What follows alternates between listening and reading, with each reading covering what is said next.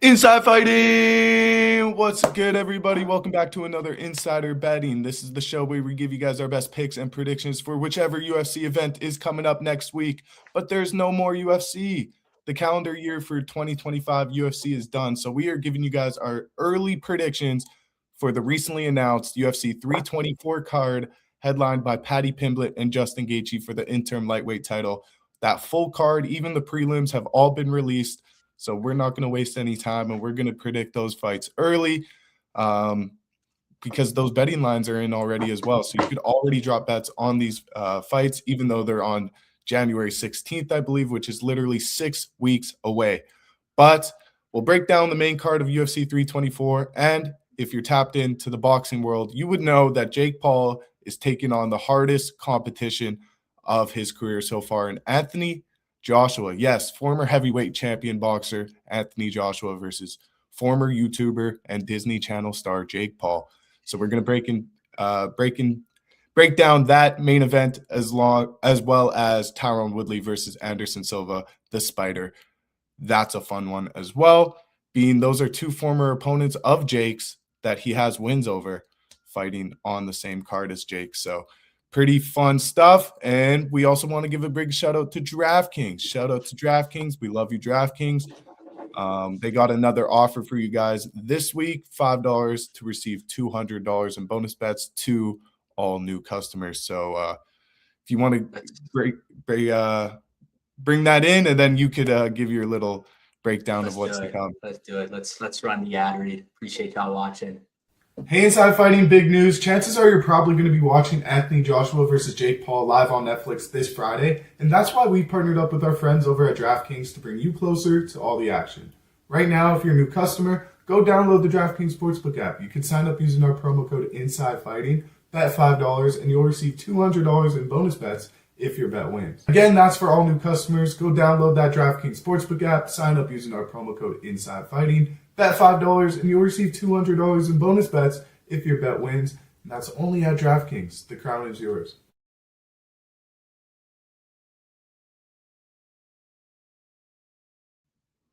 Boom, boom, boom, boom. Yes, sir. Yes, sir. Boom, boom, boom, boom, boom, boom. Energy is up, and we are hyped for these fights, aren't we, Adam? Come on. Oh, baby, aren't we? Yeah, honestly, this weekend's going to be a fun boxing fight with Jake Paul taking on Anthony Joshua. It's a bit of an interesting one because a lot of people are saying, and I'd agree with them most likely here, is that it's probably the biggest name Jake Paul's fought. And a lot of people would say it's the only true boxer he's fought.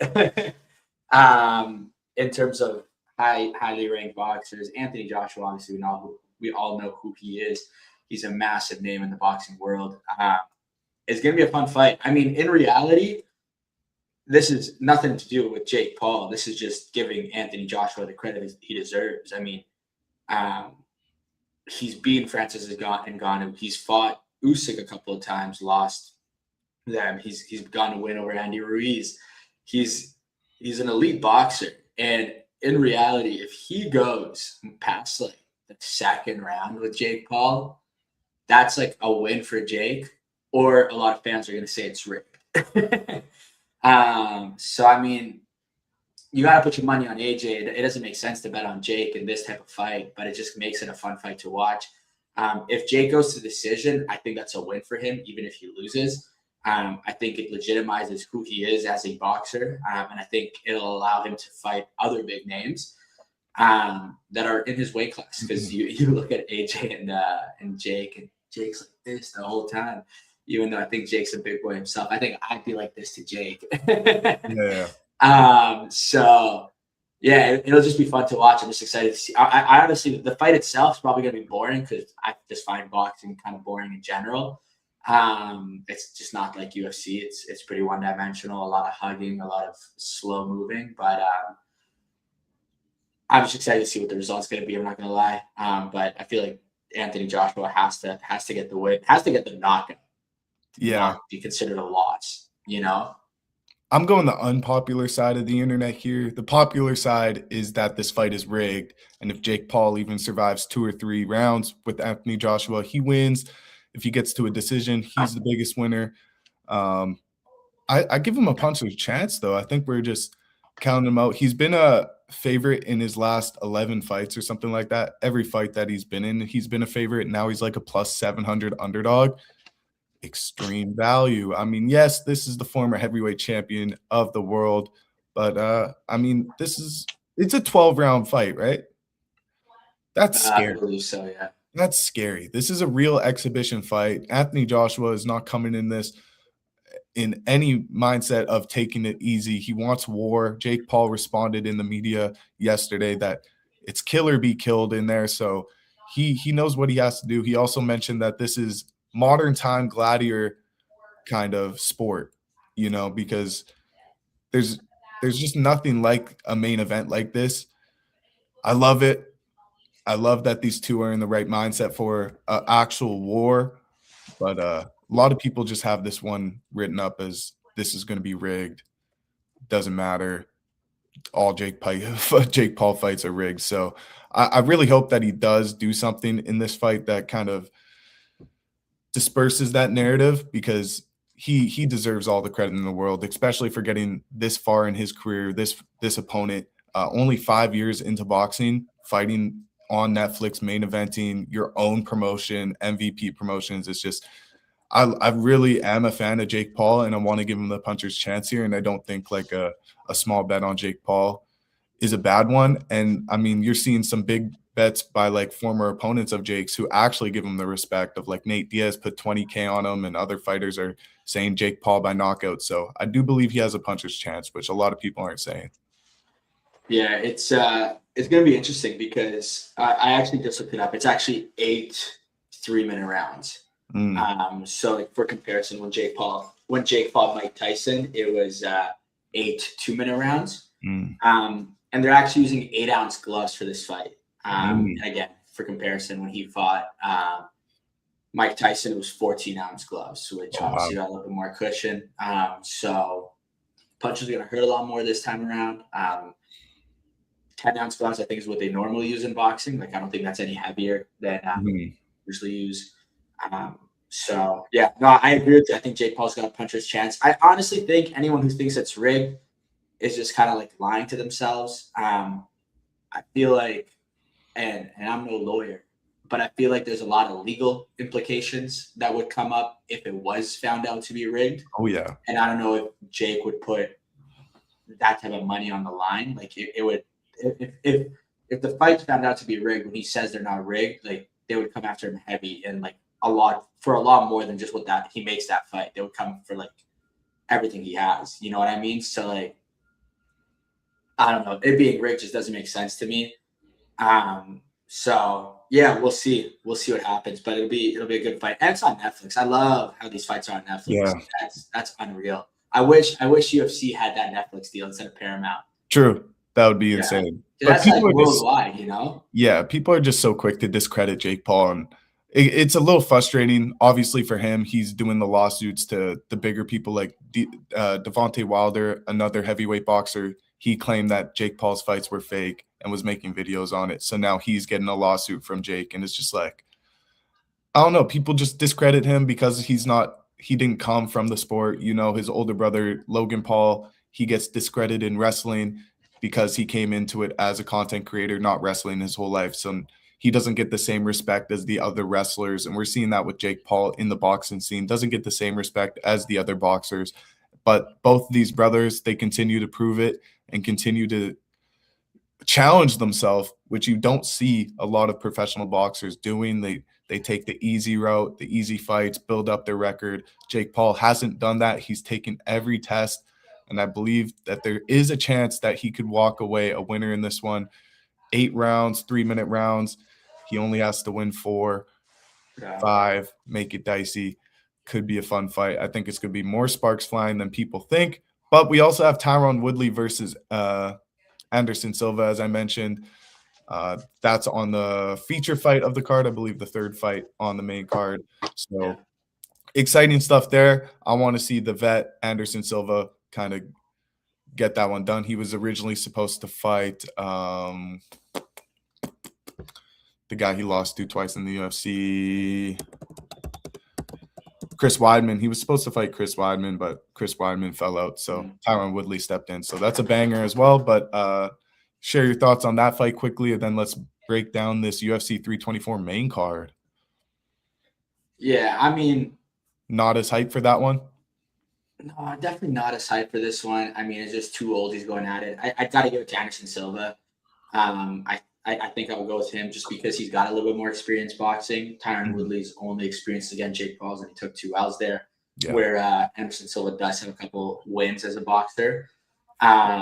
So, yeah, I'd give the edge to Anderson Silva. But, like, these guys are just in it to make money. Like, it's like that's why these fights are not fun. Like, that's why boxing's not fun in general. Like, there's just every fight feels somewhat meaningless. You know, like there is no, you win this fight, this is who you'll probably fight next.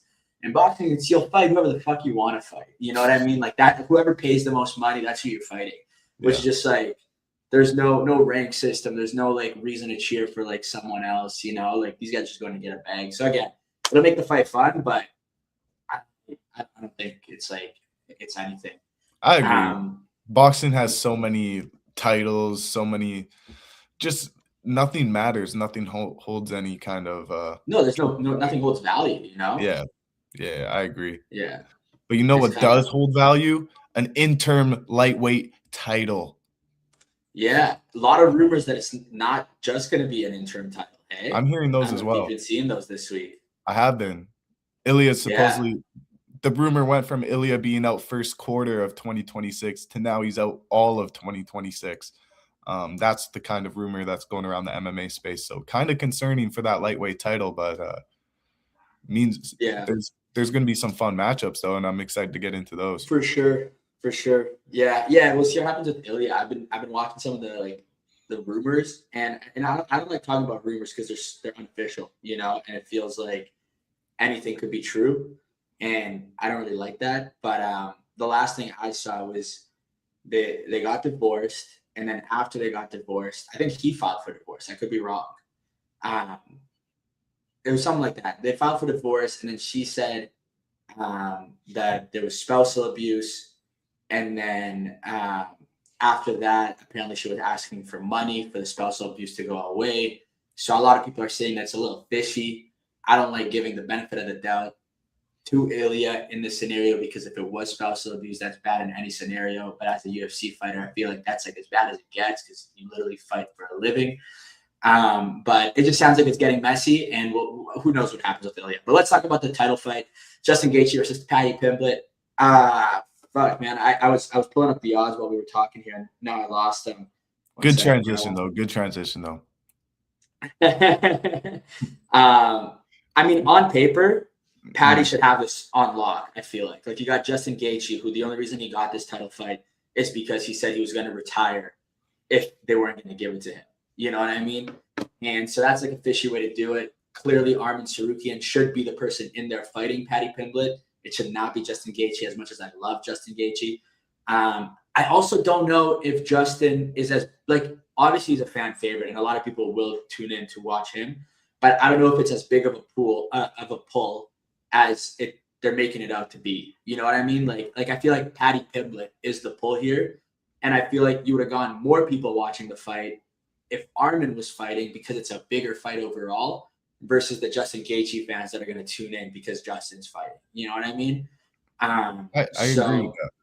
Yeah. So, because you would have had a lot of casuals tune in just to see like a big fight. You know, a lot of casuals might not know Justin Gaethje as like some of the OG fans do. You know what I mean? So, but Justin definitely brings in those OGs.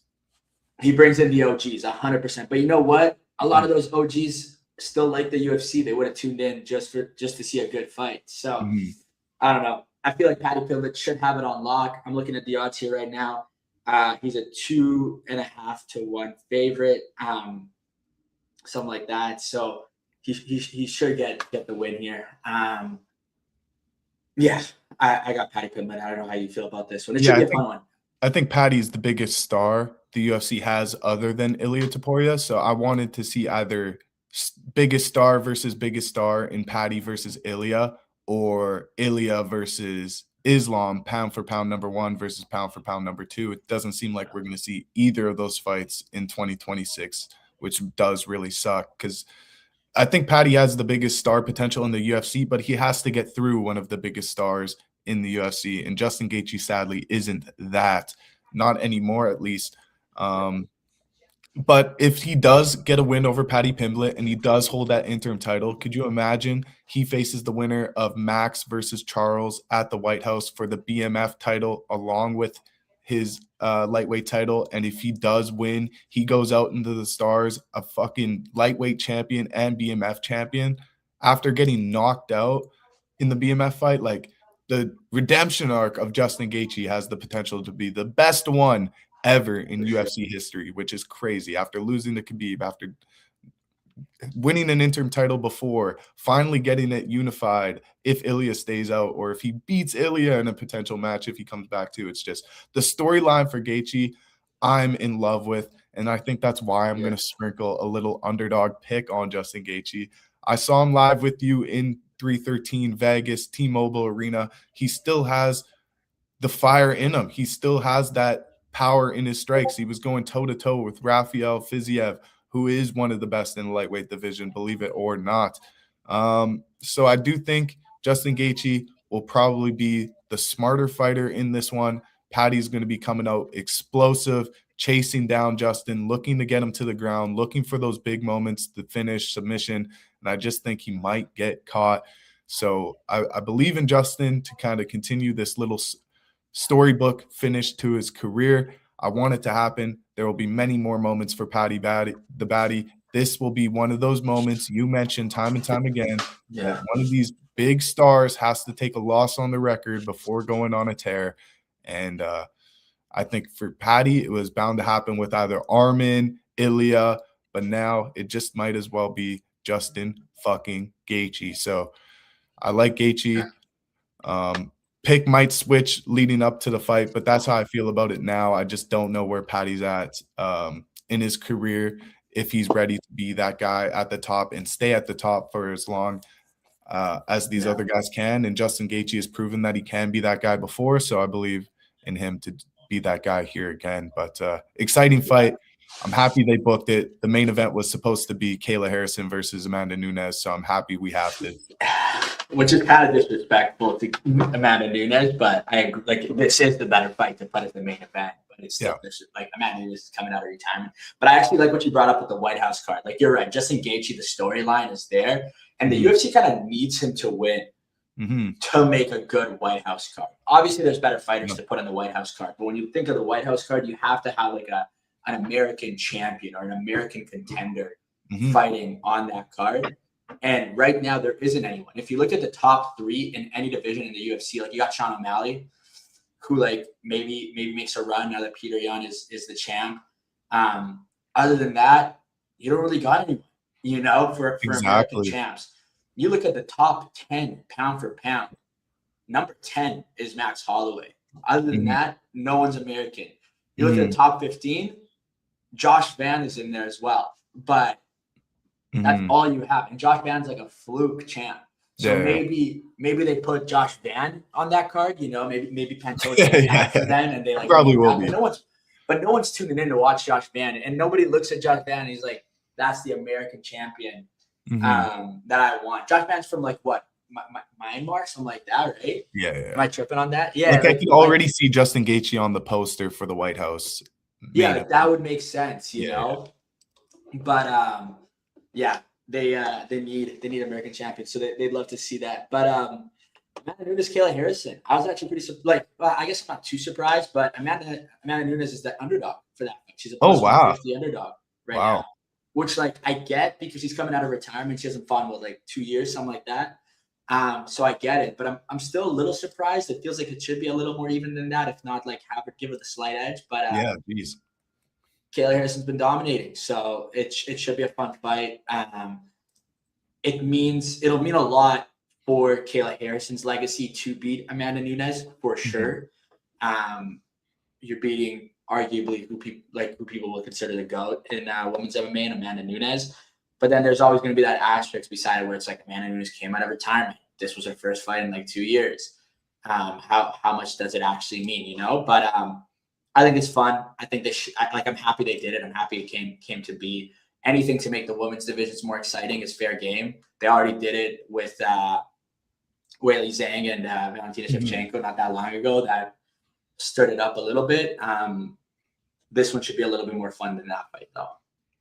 Yeah. Oh, man. I love Amanda Nunes. Happy to see that she's back fighting what people are widely saying now is one of the best female fighters to ever step into the octagon in Kayla Harrison. So it seems like everyone's coming for Kayla Harrison because this is her prime. This is not PFL Kayla Harrison. This is UFC champion Kayla Harrison. So everybody wants their shot. Amanda Nunes rightfully gets her chance first, but Valentina Shevchenko, she wants that shot too. So she's facing the greatest fighters of all time now, which is leading her into a path of undeniable greatness. I love Kayla Harrison. If she gets past Amanda Nunes with the wrestling, ground and pound finish, takes on Valentina Shevchenko, somehow wins that as well, she goes down as the GOAT of female fighters. So this is just insane to see that the UFC is actually listening to the fans and giving us fights that we want to see. We don't see it that often. The main event of this card, we don't really see it.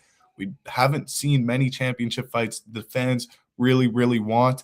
This is one of them. And the Valentina Shevchenko versus Weili Zhang was one of them. So it seems like we're getting things right in the female division. Why can't we do that in, say, the welterweight division or the lightweight division or really any other division? It's kind of disappointing. But even the heavyweight division, like, we need to see real contenders, real greatest fighters against the real greatest fighters. Whatever had happened to John Jones versus Francis, whatever happened to Tom versus John, whatever happens to these big super fights, they never end up happening. But I'm happy and really glad to see that the UFC listened and is giving us Kayla Harrison versus Amanda Nunes. They set that fight up right after Kayla Harrison won the championship, faced them both off in the octagon. So this one will sell. As you said, it probably could have been the main event, but I'm still happy that we have a male main event. But these two deserve all the respect in the world. It's heart-wrenching. I don't know who to put my money on. I lied. I do. I'm going Kayla Harrison. I believe in her. The fucking house on it. I'd be shocked if Amanda wins. I really would be. I feel like you coming out of retirement, like you can't bet on that, you know. She won't fight another fighter if she loses to Kayla Harrison. No. This is all just to like show people like Kayla Harrison is this great fighter you guys all talk about, but I am the greatest. But I think Kayla Harrison is going to say, I'm the greatest. And I think she's going to prove it with a win over Amanda Nunes and then a win over Valentina Shevchenko, who I love. I don't bet against Valentina Shevchenko. I think she's the greatest of all time. So I want to see that fight in 2026. Amanda Nunes versus Kayla Harrison versus Valentina Shevchenko, and let her win fighter of the year, potentially even in 2026, if she gets 2 finishes against the 2 best female fighters in UFC history. Yeah, I feel that. What do you want to do? Do you want to break down the rest of these fights, or should we just? Yeah, I mean, I love this picks here. I love this. We could break them down quickly. Sean O'Malley versus Song Yadong, 2 electric strikers. Sean. I'm going to put the house on Sean. Yeah. Sean was like, Sean posted the funniest little Instagram caption after the fight got announced. He was like, I'm booked against Song, but I'll still beat Yadong. That's funny. No, yeah, Sean is still that guy. You know, Sean was fucking banking that one for a while. Like, he knew the fight was gonna happen. Oh yeah, this is what it actually was. He says, "I don't beat my dong, but I will beat Yadong." So, God loves Sean. Wore the COVID mask in the face-off.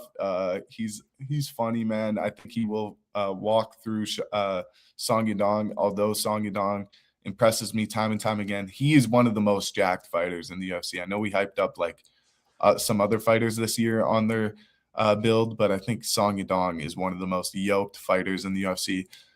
Sean O'Malley, not necessarily the most yoked guy, but I do believe his precision, timing, and just speed will be outmatch the kind of level of Song Yadong. So I'm excited for that one. But there also is a heavyweight fight that I think we'd both like to break down in Derek Lewis Oh, and so Waldo fun. Cortez Acosta. So that's a fun Yeah. fight as well. But what do you think about Sean first? Do you think he's going to win that fight, right? Yeah, I think Sean's got to win that fight. Have they fought before? No, they haven't, right? No. No. No, yeah, I think Sean's going to get the win there. It's interesting to see what they're going to do in the bantamweight division. Like, obviously, Merab deserves the rematch right off the bat if he wants it, you know. But the question is he going to get right back in there, or is he going to take some time off, go to Georgia, enjoy life a little bit? We got Umar versus Figgy on this card as well, which is an interesting fight. Umar is ranked higher than Sean right now. So let's say they both win. Who do they book next? You know, are they going to book them against each other? Are they going to book, if Merab takes some time off, are they maybe going to book Sean versus Petr Yan at the White House? Like, that would make sense. That would make sense. That's a huge fight. Yeah, Sean would still be that American contender that you want. And then you got that America versus Russia thing going on. And it's a rematch. And Sean won the first fight controversially. Exactly. Way more interesting than putting Umar in there. Like, I think the UFC, they got respect for Umar, but I think after he lost to Merab, like, I think they're just gonna make him work his way back up, you know? Yeah. They're not in a rush to give him another title fight where Sugar won it. Like, he just has to get one win and they're like, all right, you're good to go. Yeah. You know? I agree. So I think the bantamweight division is gonna be an exciting one in 2026, because up until Petr Yan beat Merab, like, we just thought Merab was just going to tear through everyone. Like, we thought he was going to run laps around the division, you know, and Petr Yan was really the last one he needed to beat to kind of show that he's going to run laps, you know. That didn't happen. So I think that just makes the division more exciting, you know, less one-dimensional. But yeah, for the heavyweight fight there, Waldo Cortez Acosta taking on Derek Lewis. Waldo's a 3-1 favorite right now. Oh, wow. Big favorite. Big favorite. But I think that's deservedly so. You got Derek Lewis, who what has his fights have been? Yeah, like he's got some okay wins. He's got wins against Jalton Almeida recently, Nascimento, Teixeira. So he's got some wins in there. But then you have Waldo, who did go on a bit of a tear. He was on a 5 or 6 fight win streak. He did have that one loss against Pavlovich by decision, but since then he's been Delija and Perez Gaziev, so he's got some good wins in there. I'd like to see Waldo win. I think Waldo is like one of the actual contenders we can see climb up in the heavyweight division. If Derek Lewis wins this fight, I don't think Derek could ever be a champ in a division. You know, like, I think everyone's just so far ahead of him. I would also say the same about Waldo. Like, if Waldo fights Tom, like, I think Tom wins, you know? Yeah. But I think Waldo just has a better bet of making a bit of a run to be champion, which is what's exciting, obviously. So give me Waldo by finish, baby. I'm done with these heavyweight decisions. I like it, man. Waldo's impressed me since that Pavlovich fight, unanimous decision loss there, I believe. But then knockout, both first round knockouts. He looks like he's coming into his own now. He's coming into his final form. I do really like Waldo Cortez Acosta. We've ridden him a few times in his fights this year. He fought, 5 times this year? Pretty impressive. This was supposed to be his 6th fight of 2025. He wanted to set a record there, but obviously there's no more fight cards in 2025. So first fight card of 2026, Waldo is in.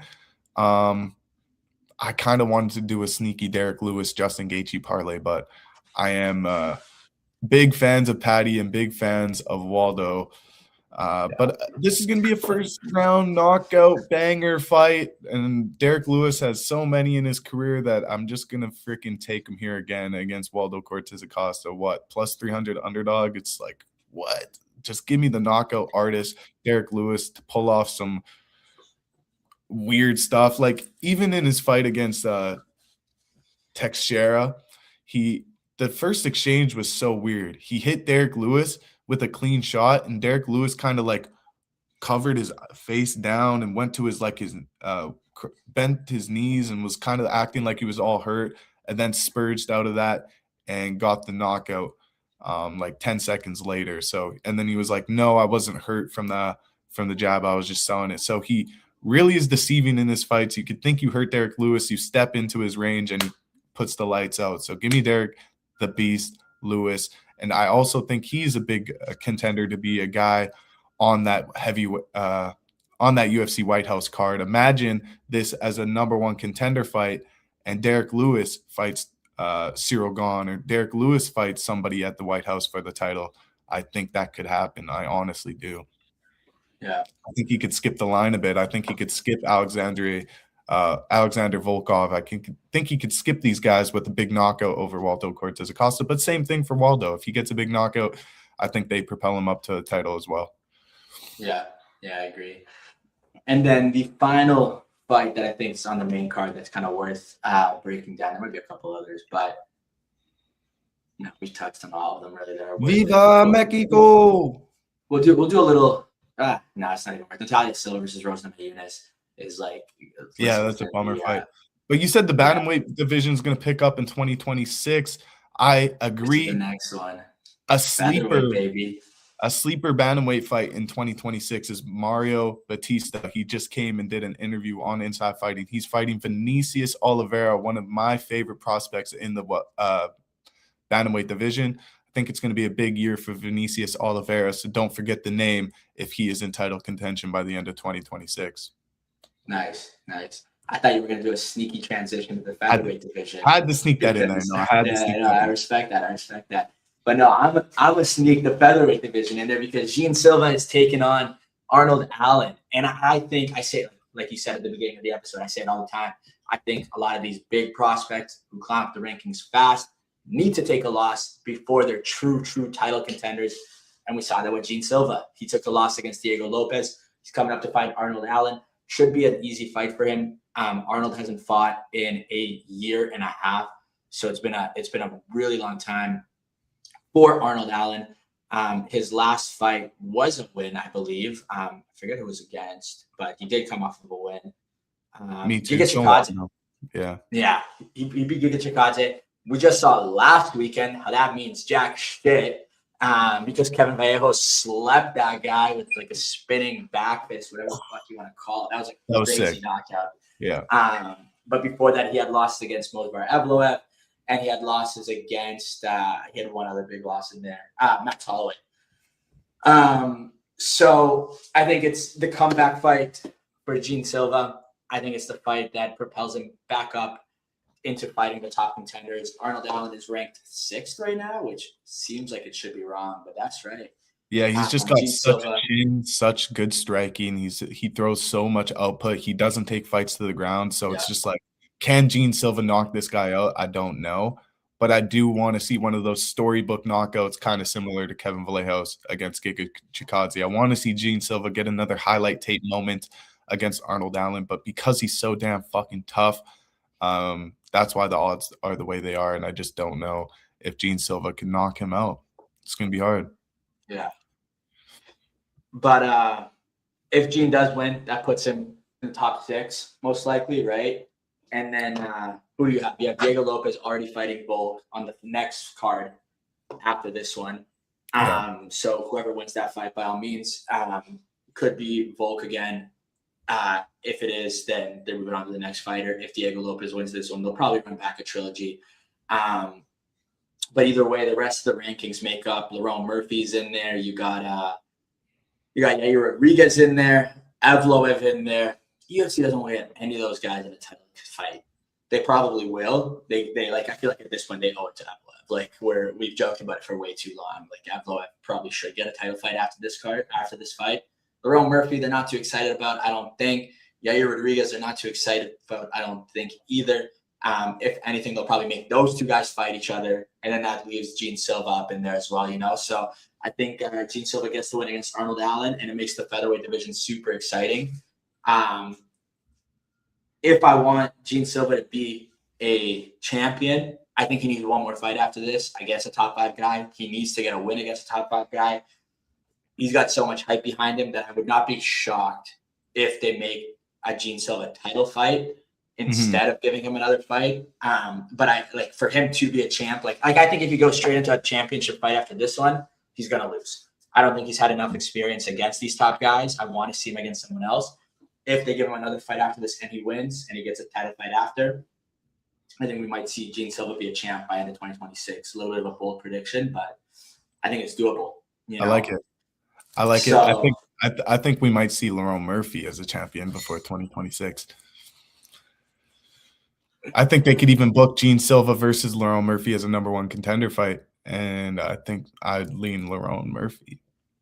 Really? Yeah, bro. I hate saying it. I love Gene Silva. That hurts. I know it hurts you. I know you're a Gene fan. I just don't like how the featherweight division does. Why would we need to see a Volkanovski trilogy fight against Diego Lopez? Like, if Volk loses this fight, why would we need to see a trilogy fight? Because that's the fight we will see if Diego wins. Now we got the champion for Volk. The same reason Justin Gaethje is fighting for the title. But title champions should be fighting real challengers. Like, yes, you can, like, it's just 3 championship fights, all like they should have some new competition in there for the champion to fight the same guy 3 fights in a row and nobody else gets the challenge for the belt. And then you just have a bunch of these top 5 guys beating each other and not getting the challenge for that belt. It's just like, it's frustrating. We shouldn't see that in any division. That's like if Magomed Ankalaev were to fight Alex Pereira next for the title. It's like, we just seen the rematch. We don't need to see the trilogy. I don't like the trilogies. Yeah. Well, I don't think Diego Lopez should have gotten this fight, personally. That's what it is, yeah. That's what messed it up. Because with Poatan and Ankalaev, it made sense because Ankalaev beat him on the first fight, right? And then so Poatan got that rematch right away because he deserved it. But Volk beat Diego Lopez.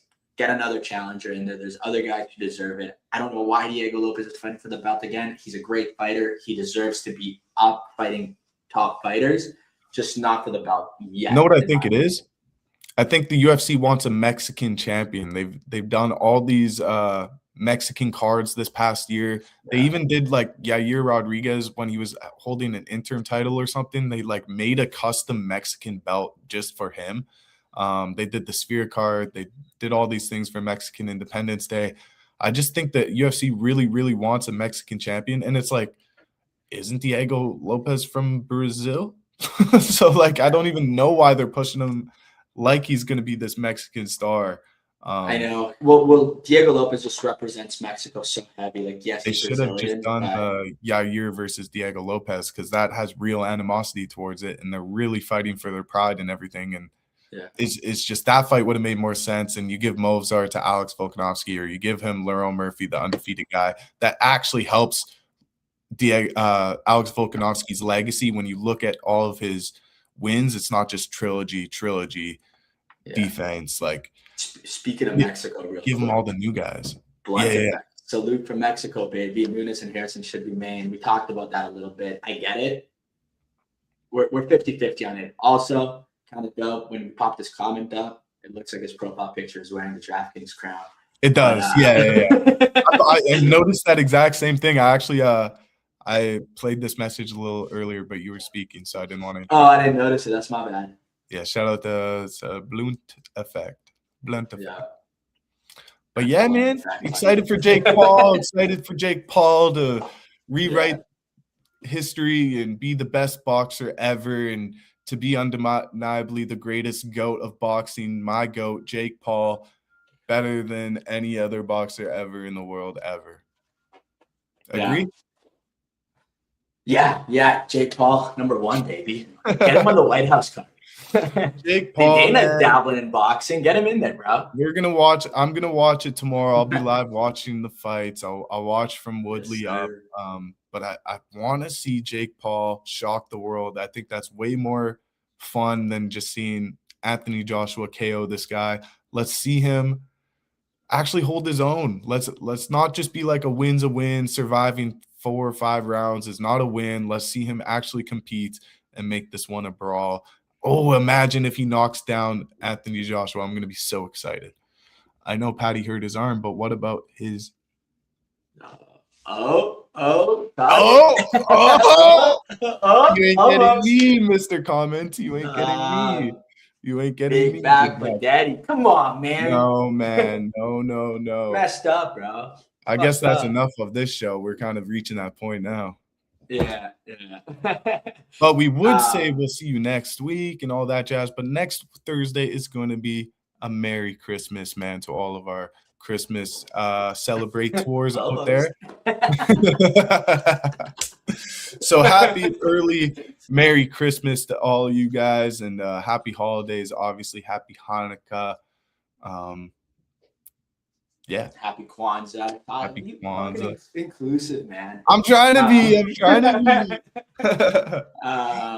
But yeah, go check out Cody. He's gonna go live tomorrow night. What time's the fight start? Do you know? Was it like 10 p.m. Eastern? Yeah. We'll be live around 9, 10. Later live. Yeah, go check out Cody's live. No UFC for like what, 4 more weeks? So it's gonna be a while. Maybe we'll do a little live before UFC comes back in the new year, breaking down who's gonna be champ at 2026. Something like that. Early predictions. I like that. Yeah, always fun to do the prediction lives. But anyway, we appreciate y'all watching. We'll see y'all tomorrow on Cody's Live. Peace.